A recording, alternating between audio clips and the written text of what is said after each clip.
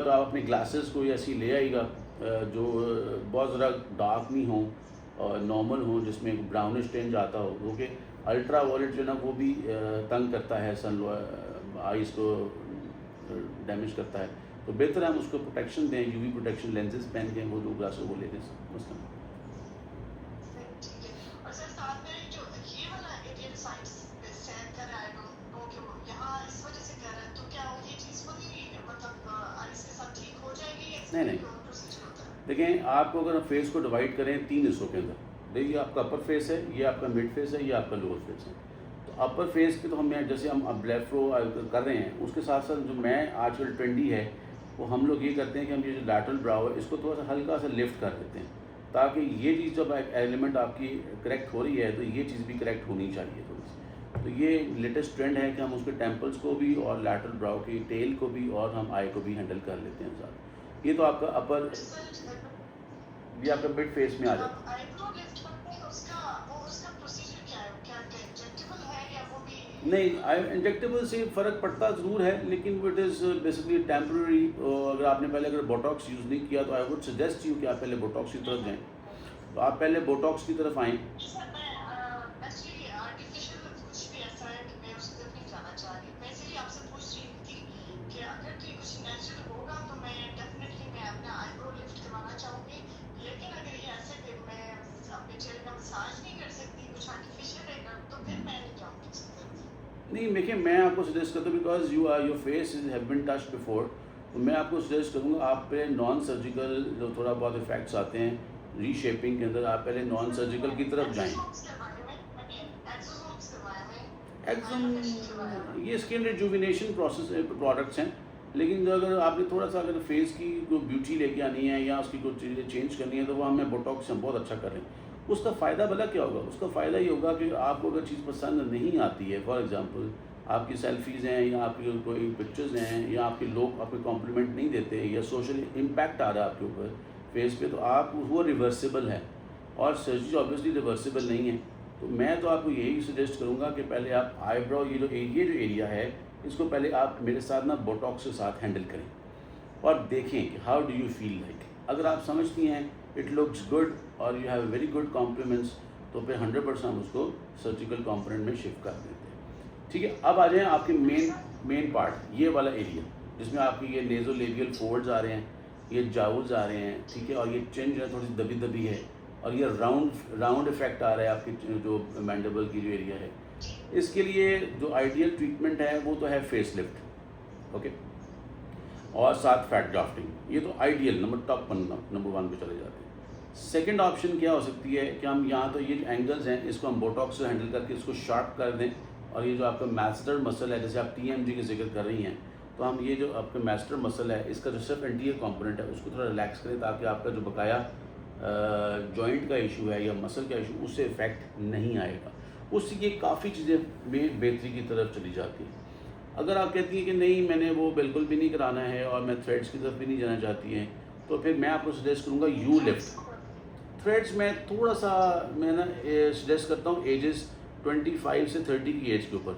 जो 35 प्लस जाते हैं मैं उसको थ्रेड्स की तरफ खुद प्रेफर नहीं करता, क्योंकि अल्टीमेटली लोगों ने फेस लिफ्ट की तरफ जाना होता है जो थोड़ा शौक रखते हैं, तो वो हमारे लिए बहुत प्रॉब्लम हो जाती है उस थ्रेड्स के साथ दरमियान में मैनेज करना। तो एक ऑप्शन है यू लिफ्ट, हम ये सिर्फ यू देते हैं और ये पूरी हम इसको ही लिफ्ट कर लेते हैं। तो ये आप ये समझे ये एंगल जो है ना ये आपका स्ट्रॉन्ग एंगल बन जाता है। तो ये एक ऑप्शन है इस एरिया को टारगेट करने की। और बाकी ये जो एरिया है ये जो थोड़ी जो खड्डे खुड्डे नज़र आ रहे हैं इसमें fat grafting is a very ideal procedure. आपकी फेस स्किन यू है वेरी गुड स्किन, तो मेरे हिसाब से फ़ैट को और स्टेम सेल कंपोनेंट को भी कंसिडर कीजिए, बोटॉक्स को कंसिडर कीजिए और साथ अगर बहुत ज़्यादा एग्रेसिव जाना चाहती हैं तो फिर यू लिफ्ट की तरफ हम जाया जा सकते हैं। जैसे मैं देख रहा हूँ अगर आप ऐसे बैठी हैं तो ये डबल चिन का इफेक्ट भी आ रहा है थोड़ा थोड़ा। तो अगर आप एक्सरसाइज भी स्टार्ट करते हैं प्लेटिज्मल,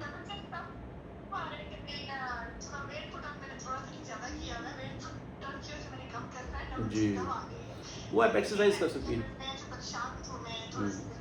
जो मेरी स्किन यहाँ से स्टैंड कर रही है, मेरे आईब्रोज, तो वो थोड़ा सा मुझे कंसर्न होता है कि मैं इसी तरफ जाऊँ, लेकिन मैं फॉर श्योर कि मैं नेचुरली उसी तरफ जाना चाहूँगी। या आर्टिफिशियल और फिलर्स थोड़े से मुझे डाइजेस्ट नहीं होते। नहीं फिलर्स में देखिए मैंने फिलर्स की मैं तो हर 3 मंथ्स में, क्योंकि मेरी अपनी सिस्टर इन लॉ जो है वो कनाडा में मेरी आगे की फील्ड से है और इस्लामाबाद में भी है, तो थोड़ा बहुत वो भी मतलब कहते हैं तो हर 3-4 मंथ्स बाद जाना पड़ता दोबारा है। से रिपीटेशन वो तो थोड़ा सा मुश्किल हो जाएगा, क्योंकि मैं 2 बच्चों की माँ हूँ, तो आपको पता है बच्चों की मैं थोड़ी सी मुश्किल से कर नहीं पाती हूँ। एग्जैक्टली। तो सर मैं आना चाहूँगी आपके पास, आप मुझे काइंडली फिर अपॉइंटमेंट दीजिए, फिर मैं जाकर अपने बच्चों के एग्जाम्स पहले तक मैं थोड़ा सा आपके पास से उठ के आ जाऊँ। आप कब आना चाहती हैं? बिकॉज हम अभी पूरा वीक लाहौर में ही अवेलेबल हैं नेक्स्ट संडे तक।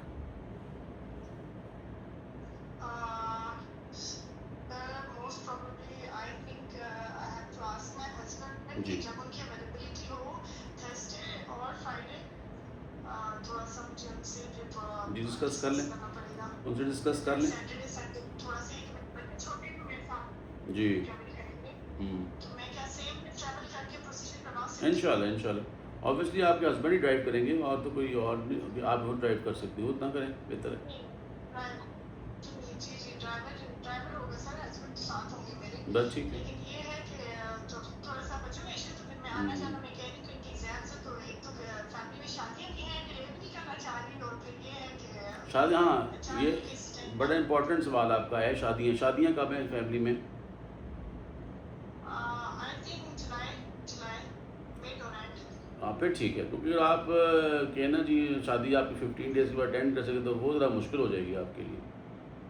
नहीं, वो है अभी थोड़ी, इसीलिए मैं नहीं आना चाह रही हूँ कि उसके बाद फिर मेरे बच्चों के एग्जाम्स भी हैं और फिर आगे इवेंट्स भी हैं फैमिली में, तो मैं इसलिए आना ठीक नहीं है चाहती हूँ। ठीक। तो वैसे दिमाग हमारा चला तो आप फिर हमारा लाहौर का जो क्लिनिक है वो थर्सडे, फ्राइडे, सैटरडे और संडे होता है, सुबह 11 बजे से लेकर रात 11 बजे तक। इसमें कोई टाइम अपना मेरे साथ एडजस्ट कर ले और फिर मुझे आप अपनी जो भी अवेलेबिलिटी है बता दें, मैं आपको एग्जैक्ट टाइम बता दूंगा फॉर सर्जरी, तो आप आएँ करा के खैरियत से वापस जाएँ इंशाल्लाह।